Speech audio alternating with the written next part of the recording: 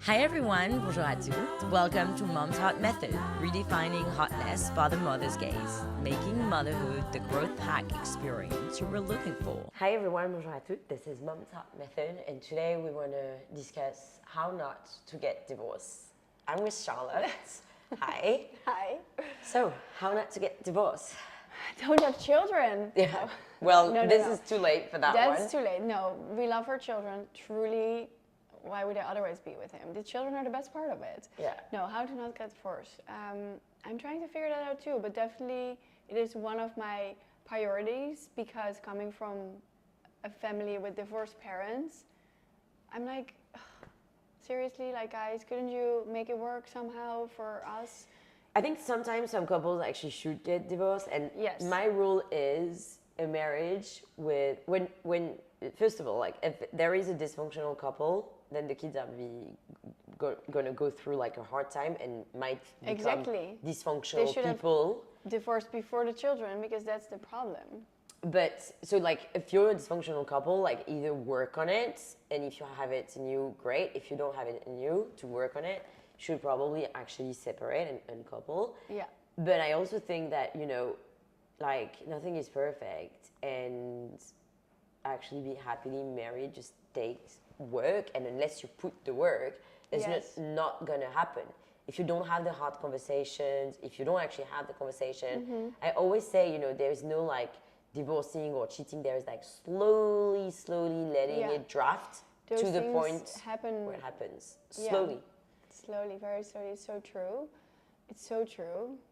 And I feel like the beauty of marriage, and again, my red line is, and I also see this, like my parents didn't get divorced, but I really think they should have. And I think today they should, like, they're making, and it's like, I'm saying this with all respect and, love in the world, but I think they make themselves the worst version of themselves. Yeah. You can see No, couples that. listen, I relate to you in your story regarding your parents. We have talked about this.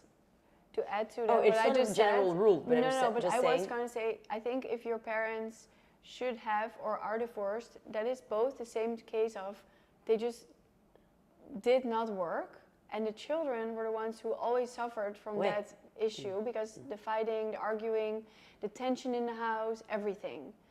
So in relationship now for us and in relationship to our children and our own husbands, I think we just know that we have to do better for our kids. Yeah.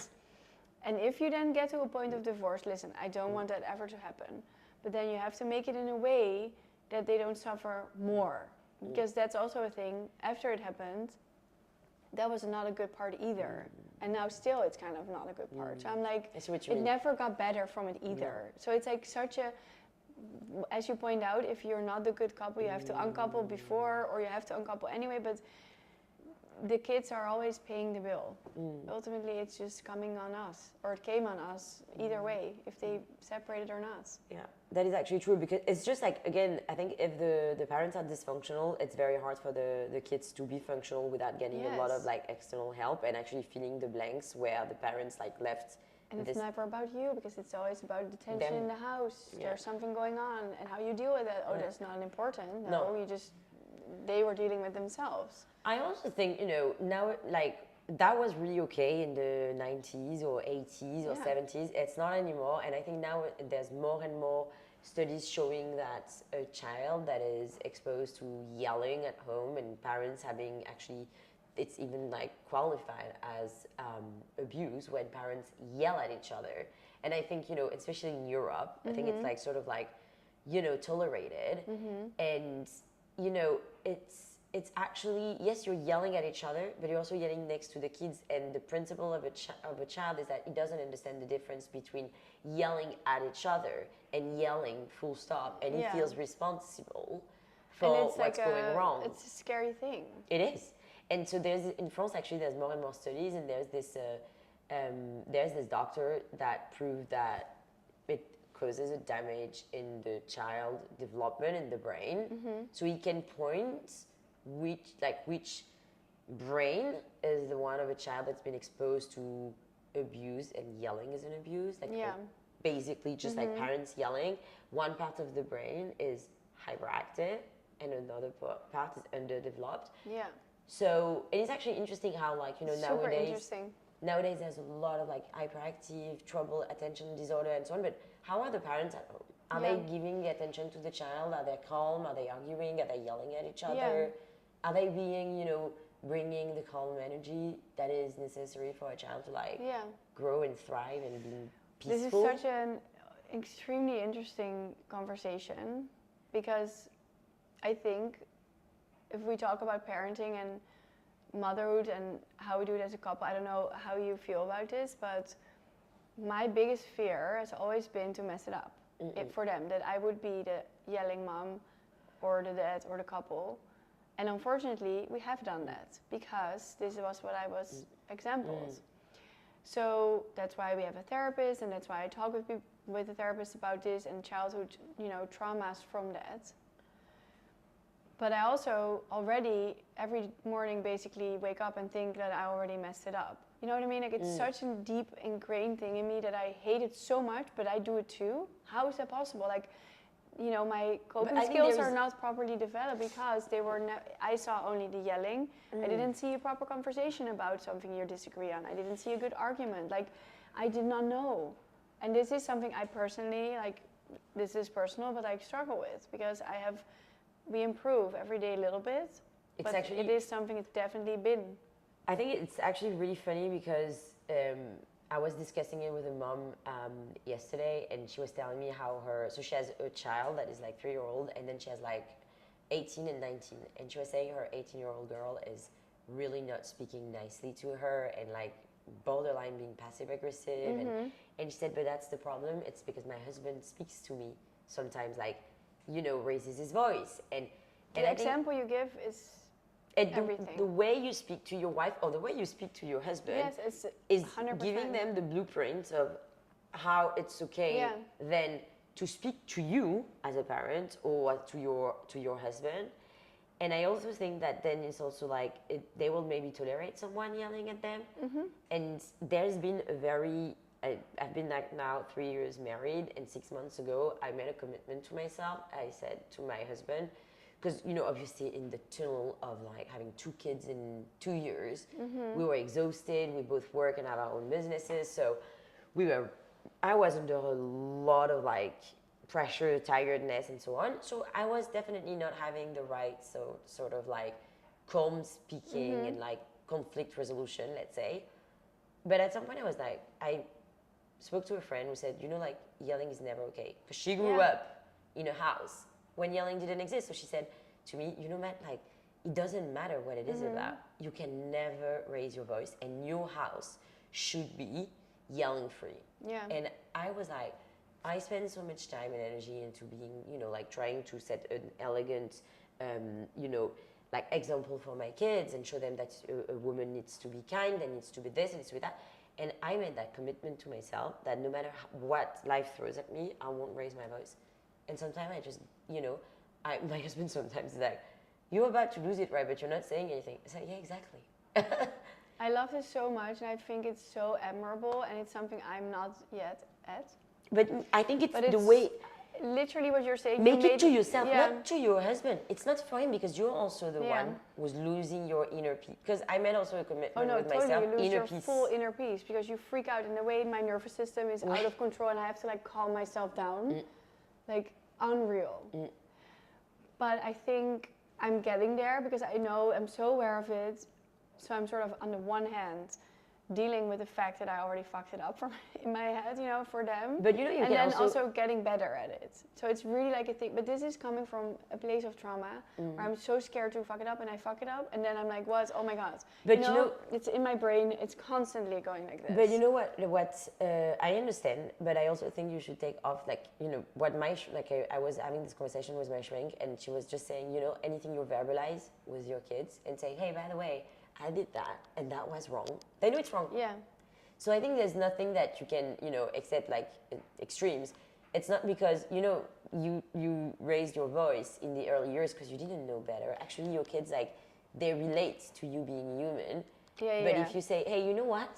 I raised my voice. That was not okay. We don't raise our voices in this And house. you have to become very good at apologizing about things too, because I think also that's maybe we have something in common about like how we had our families operate. If I then in my mind fuck it up, I will go to them later and say exactly what you just said to make the situation understandable, not good, but understandable why things happen. And now in their little fights and arguments, because they're like, you know, in this teenager vibe where they're constantly fighting now, which is a whole new era we're in. We're like, geez, this is like crazy. And Teddy, meanwhile, is just walking around playing, and he's like, whatever. But this is where it's now become so much more important. So yeah, I'm not like depressed about it, but it's definitely something I work on hard. But I admire that you did that, and this is going to be like an example to me. But you know why? Truly. You know why? Because exactly like you, I was like, I never will be like my mom. I would never.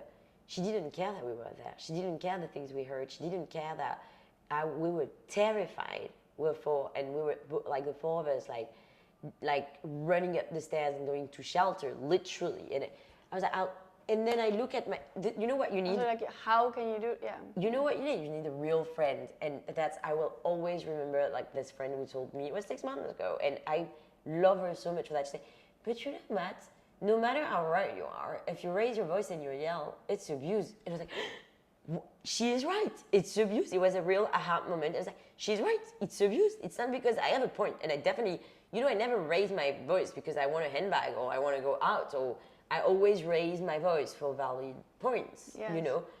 But then I realized, my points were not coming through. They were not listened. My husband, actually, his way of communicating is not at all having someone. No, he's not responding to it at all. Not at all. And since I've applied this like whole let them theory, you know, I let him. I am now, and it makes me very proud of myself. Yeah. Oh my God, you should be so proud of yourself. It is really even amazing. I'm like, oh look, like I've been elegant instead of shouting. Yeah. And this is addictive. The first time, you know, you're like... It gives you a lot of power, very strongly for yourself. Yeah. Self-esteem. I think it's beautiful, and I think you are such a good example of like you're a step ahead of me. I'm in this place where I'm like finally stepping away from it, really trying to. And there's people who are going to see this who are just yelled at their baby 10 minutes ago and feel terrible about it and are getting there. So I think it's so important to say really loudly, like, yes, you did that, okay, and it's okay, fine, and now you're gonna do better. Yeah, and also I think it's so important that your kids are aware. You know, at the end of the day, I think what is really difficult for children who think their parents were perfect is the second they realize they're not, their whole world collapses. Yeah, no, that's also 100% that's not good true. for them. No. So I think it's important to show and also what a great example. You know, when you wake up in the morning, you're also like, you're like, okay, this is a new chance to be 1% better today. And I think that's good to show your kids that, you know, yesterday is less good than... Will guys do this? Will men do this? Because this is just what I struggle with. After being long in a relationship, I always think that we argue, like how to not get divorced. Well, I think he is not building on this getting better every day a little bit. Well, I'm going to tell you one thing. They can. And I think the way they do it is if you bring calm in the household, you calm yourself. And first, like my husband started to see a shrink because he said, okay, like actually she's just transformed. She saw that woman, she made that decision for herself, and he could see. It's the let them theory. It's like if he sees that it's working on you, and and he's actually not, like, and I think your husband is smart enough to not. Like, he if he see also a good goes thing, to therapy, and it's really good for him. By the way, but so give him time. Men are way slower, exactly. Like as us, as making change.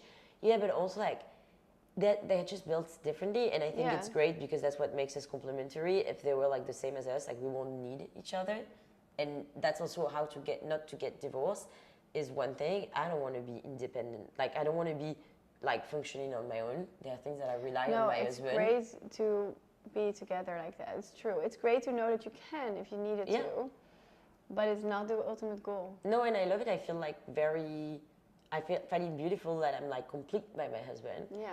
And no, men, I totally see what you say, and I was so frustrated. Because that's my frustration mostly. If there's arguments, this is one of them. But then you know what I do?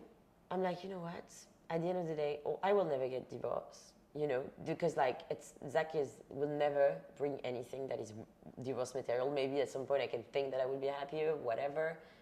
But I don't really fantasize and indulge in fantasy like that. So I work on myself. Whenever he doesn't do something that I think would be good for him, it's like, I'm going to stop investing energy on you. I'm going to take it back for myself, and I'm going to do something for me and the girls. Yeah. And then it like sort of like take off the pressure, because I think men, they want to have a feeling of like agency. They want to be feeling in control. And if you give them an advice or you tell them to do something, they're going to push back. Yeah, but it is important some way to find a way that they take that and do something. But for example, if they have otherwise issues, you get to the divorce point. For sure. If they have issues and they refuse to go to therapy, it's not okay. Yeah. No, this is not okay. The best growth is, I think, when you get to a point where you can both be comfortable in doing those things for yourself and for your relationship ultimately. And I actually think that, again, you need to be a functional individual in order to be functional in your couple. Yes. But then sometimes also, it doesn't hurt to... I think the main thing for me in not getting divorced is there is nothing wrong in speaking. Don't wait. You know what you said about infertility? Don't wait until you check. Don't wait until booking the counseling session. Yeah. No. What is the problem? I remember we did it the first time as a couples therapy, and I was like, this is so amazing. Why did we not do this sooner? Plus, so many people should be doing this. Absolutely. And it's so great, and it's so available, by the way, online these days. There's so much you can do. So I think, it's so important. It's so good. You raise awareness so much on your patterns, the one that you don't need to be involved in anymore. And I know. And a third person to just say, guys, this is not, this is not a problem. You just have to work around. It's so nice to have someone else say that to you. And I think also, for sure, and even in an individual therapy, when you have unresolved childhood trauma, it's so nice to have another person telling you, that wasn't okay. Yeah. Let go. Oh, it's so good for your healing. Otherwise, you cannot heal from it. If you don't verbalize it. And I was actually remembering the first time, my shrink condemned something that happened in my childhood that wasn't okay. I felt like a whole weight coming off my shoulders. And I was like, but are you supposed to speak? She said, well, listen, I am your shrink. Now I'm setting new norms because what happened in your childhood wasn't okay. If I shut up, you're going to think it was normal. So I'm here to tell you this wasn't okay. And we're not going to, dwell on it and stay there. But nevertheless, you need to know that it wasn't okay and your feelings are valid and you can grow from there. Yes. And I think if you're not going to, that's also something, some people need to go to. It's to me, going to therapy is are you ill? Do you feel something uncomfortable? If you don't, then maybe you don't need to go to therapy. But if you feel something uncomfortable and you know it, deep down you know you're struggling. Must do it, yeah. And I feel like it's having a headache and not taking Advil. Why? Yeah. If you feel like you're challenged in your emotional health, then just go and see a specialist. Yeah. Why not? Exactly. But I think that's also something that's finally more accepted. And I think it's more accepted here in America than in Europe. Or at least in the Netherlands, I know that it's not something that is super, people don't really do that. I think the problem also with New York and London, even though it's encouraged and there's a lot of facilities, I think in high-performing environments, there is this sort of narrative saying that therapy can make you weak, and that's actually, because at the end of the day, at some point, it's going to go in your weakness. You know what I mean? Yeah, no, but I mean, especially here, a lot of people do it. No, so I think that is a good thing. I was so surprised by it actually, because I didn't expect it for the reason that you say, that it is such a perfect environment. So why would? But women or men though? I think most of my friends, they do it as couples. They really have couple therapy. Yeah. Couple therapy for sure. It's big, it's big for sure. Yeah, for sure. And it's also our age group now. Listen, 10 years ago, we wouldn't do a couple. We are trying to stay together through the years, so it's probably also. Sure. And also, you value each other but enough to put the work. But is it also in France, or do you know your French friends, or in London? How do people feel about that? I think in Paris, people would rather cheat than going to counselor. I think it's just such a. That's the therapy, the way of obviously different sort of cultural groups, but I feel like there's a lot of still in Paris, it's very well structured around romance. And if you lost the romance in your relationship, like you're just gonna seek for another How one. terrible. I know. I can't believe it. Yeah, but I also think it's cultural. Yeah. You know, it's like there's this book that is a best-selling book in France that's called like Love Lasts 3 Years, and it's just like a lot of French like, yeah, it lasts 3 years because after that you're like, so how do you become my a parent God. in this culture? I don't know. But in London, definitely, I think the only thing about London is people don't speak. And I think that's the beauty, that's why I love America, and it's the same with everything, with like cosmetic medicine and with everything. People speak. If they have a good tip, they're gonna give it to you. And in London, it's a very private culture. Yes. I know for a fact that a lot Yes. of people go to counseling. I know my friends do, but it's not something you open up about. Yeah. Like you keep it a bit like secret because they keep everything secret. Yeah, no, that's, I can see that. We lived in London for a little bit, and this totally relates to that experience. Yeah. And I think it's a shame because the more authentic you are, the more people are authentic with you, and the more you actually bond. No, it's a very interesting culture that way. Thank you everyone for listening. Our love language is to share a good tip with another mom. So if you like what you heard,